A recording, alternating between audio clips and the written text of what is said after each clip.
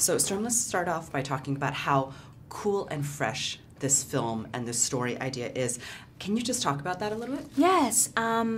I am so appreciative to, of course, be in a cool and fun film that is scary and that will have you on the edge of your seat, but we're also having relevant conversations and things that need to be addressed. So I think it's important, and I'm grateful to be a part of it.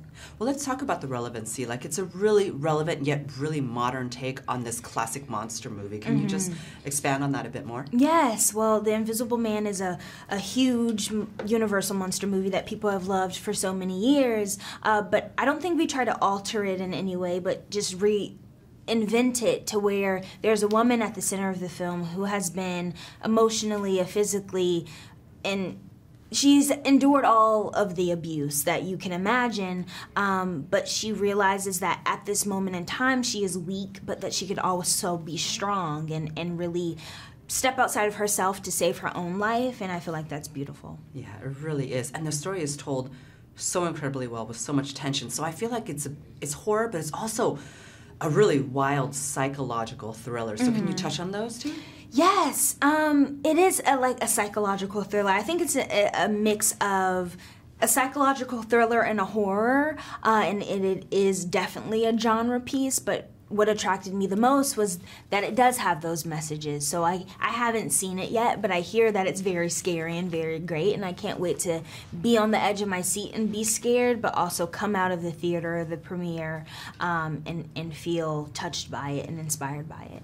So when you first got the script, I mean, what about it said to you, I have to be a part of this film? Yes. It's so incredible. What was it? I think the intention behind the script is what grabbed me the most. I mean, I was sitting in my kitchen reading the script, and my mom was cooking dinner, and she had already read it, so she wanted me to finish fast so we could talk about it. But it was a very fun script, but I love that it did have the intention, and I tried to choose my projects very strategically, and I have the luxury of not just being a part of a project just to be a part of it, and I'm glad to be a part of it. That's awesome. Thank you. Your character is so fantastic, but you and Elizabeth just have fantastic chemistry on camera. Can you talk about working with her? Yes, working with Elizabeth was amazing. I mean, she's an incredible actress, but also an incredible person, and she's so sweet and so down to earth and has the best sense of humor. So to be able to be doing these tough scenes with her on camera, and then when Leigh called cut for us all to come together and have fun and laugh and have intellectual conversations, and then conversations about food and fashion. I think that's what really made our bond special, and I'm glad that translated on screen.